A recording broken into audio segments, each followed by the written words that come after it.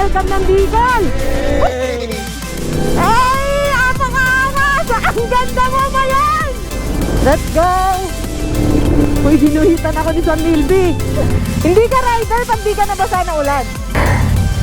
Kaya pa? So, napaka-unforgettable talaga mga idol. DMC, are you ready? Always remember, only Yamaha, rest your heart! So, good day mga idol. Nandito tayo sa RevZone Naga Bicol para sa ating RevZone Loop kasama ang DMC. At dito tayo ngayon sa Bicol iikot sa napakagandang lugar kung saan makikita ang pinakasikat na mayon. Nandito yung mga idol natin! So paano mga idol, sama-sama tayong ikutin at makita ang ganda ng lugar ng Bicol. Let's go!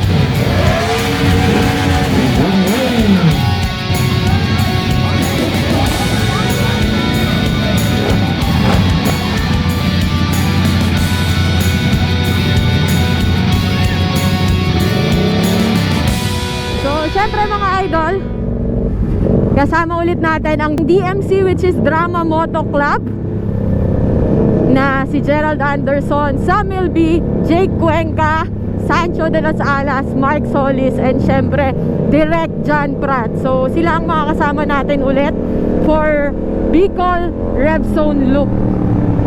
We're on the way to Mayon Skyline View Deck. At syempre, isi-share ko sa inyo mga idol ang ganda ng Mayon Volcano. So paano? Let's go and let's ride!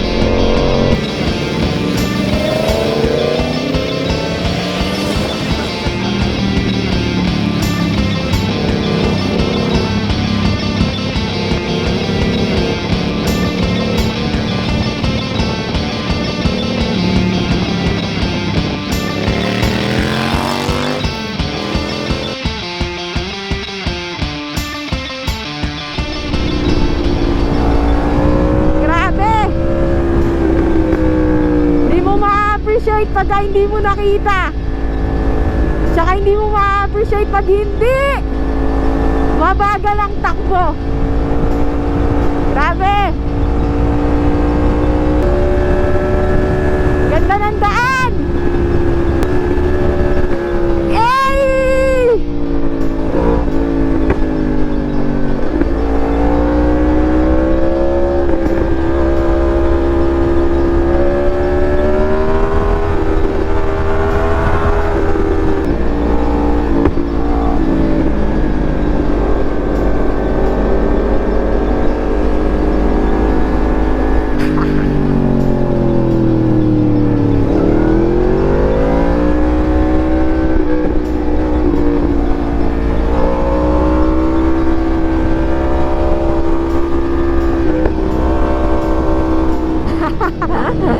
Umaambon na! Bumabatak na naman ang ulan sa bubong ng bahay. So nag-stop kami mga idol dahil sobrang lakas daw ng ulan. Kailangan namin mag-raincoat. Let's go! So ito ang pinaka-challenge ng pagiging rider mga idol, ang ulan. Pero wala, hindi magiging masaya ang adventure kung hindi natin pagdadaanan yung mga ganitong klaseng ride, mga ganitong klaseng weather. So ilaban natin to. Masyado tayong ini-welcome ng Bicol. Woo! Binagyo tayo sa Bicol. Andiyan naman si Gerald Anderson. Kaya tayong sagipin ni Gerald. Bagyo! Woo! Napaka-unforgettable talaga mga idol. POV ng rider na naulan pero kailangan ng wiper. Tiyanan!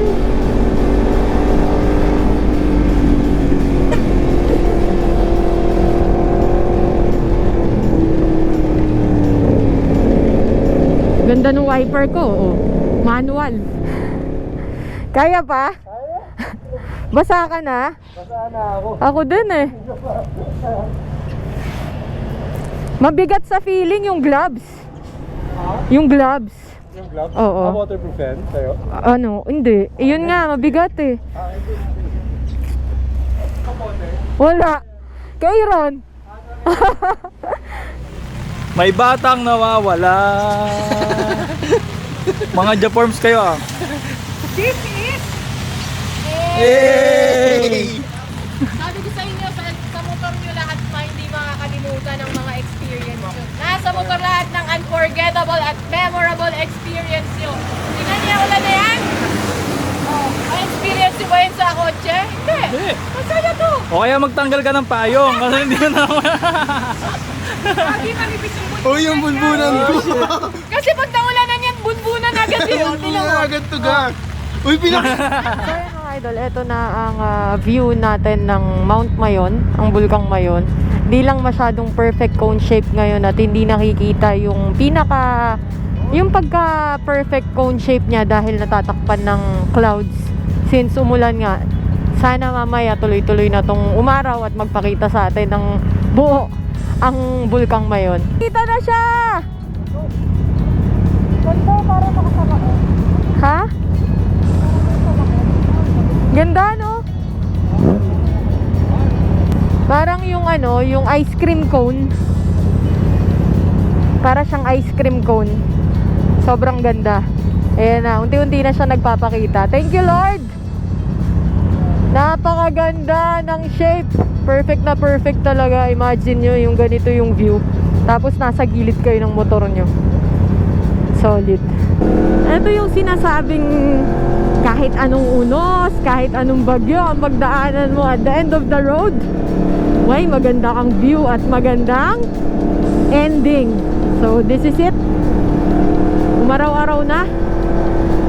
Blines lang pala tayo. Thank you, Lord. And please keep us safe during this ride. Ay! Apaka-angas! Ang ganda mo ba yan? Grabe, solid! Ang ganda!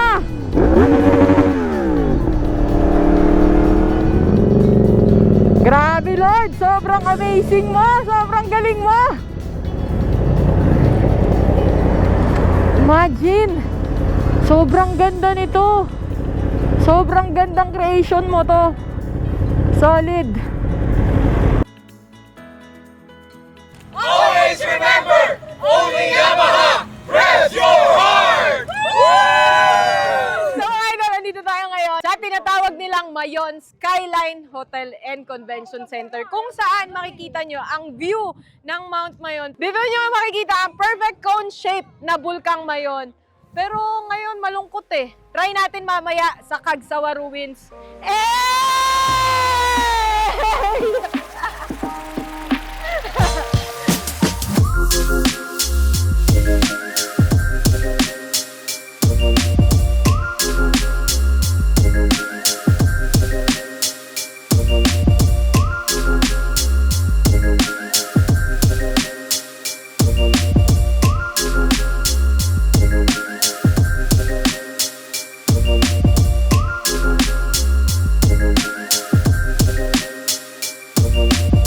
So mga idol, tapos na kami dito sa Mayon Skyline kung saan natin nakikita ang Mount Mayon ngayon, pero hindi pala nakikita kasi nakatakip ng cloud. So tsambahan din talaga, kailangan maganda yung weather para pag nagpunta kayo dito, okay din yung view ng Mount Mayon. Papunta kami ng Balay Isabel para matikman ang mga legit na pagkain at legit na laeng, legit na Bicol Express dito sa Bicol. Let's go!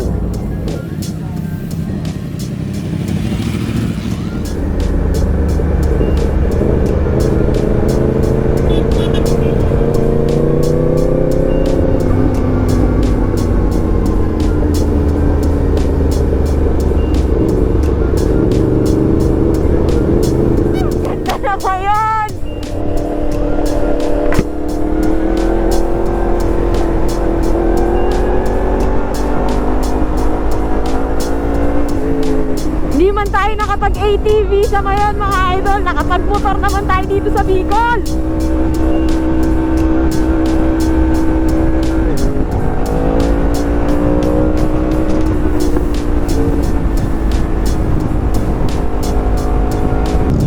Yes, nandito na tayo sa Cagsawa Ruins.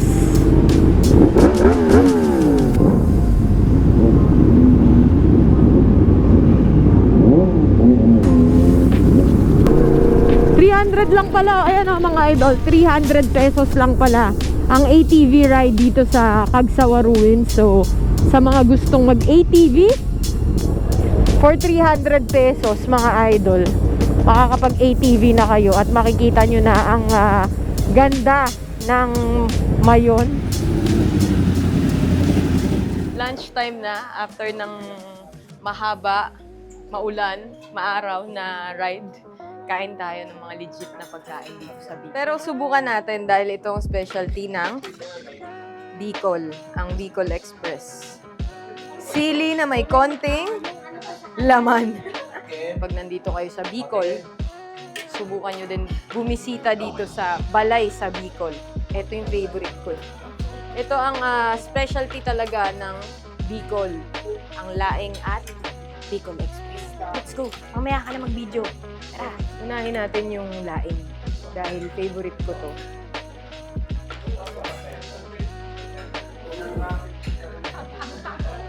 Ang sarap, di ba? Sarap pero maanghang. Parang sinipon kayo bigla. Ang anghang, pero masarap. Ito yung laing na masarap kasi dry na dry. So try naman natin yung Bicol Express.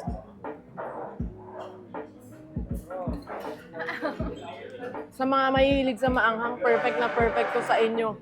Solid. Subukan mo na. Tara. Kain.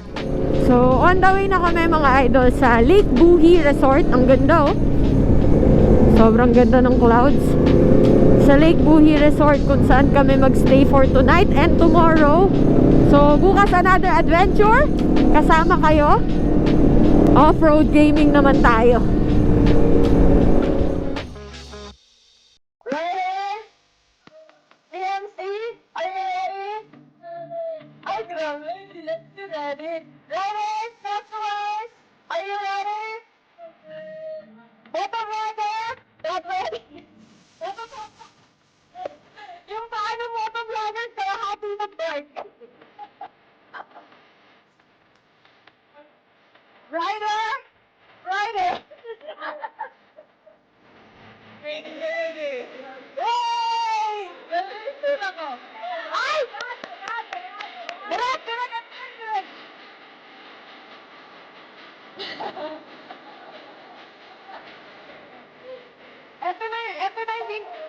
Hindi na makawerte. Actually, ang off-road is very exciting. Though, nakapagod talaga ako. Kaya tinatawag siya na enduro no? Madami tayong may experience dito ng mga bagsak-bagsak. Though, yung mga bagsak naman dito sa lupa, mas okay bumagsak dito. Kaya yung mga motocross, off-road rider, normal na normal sa kanila na bumagsak sa mga ganitong klaseng trail. And off-road, sobrang marami kang matututunan. Alright, good morning everyone. Let's start our off-road riding activity for today. Yay! Welcome po dito sa off-road natin. So, for now, we invited our partner coach, Coach Mel Aquino of Motorcycle Riding Polo. And marang ang off-road bike, gumagal po siya. So, pwede tumama yung inyong chest or yung inyong ulo dito. So, mahaba yung chin bar just to protect. And then, of course, lahat po ng dirt bike, mayroong foam. Kung mapapansin nyo, why do they have this crossbar foam or yung dito sa part na to? Because we always, naka-loop-loop tayo ng konti. And that is the reason why the dirt bikes has extended seat over the top. We sit on top of the top kadalasan. Especially for tight corner. Pagkilig po natin. Kahit anong magawa, kaya po ito.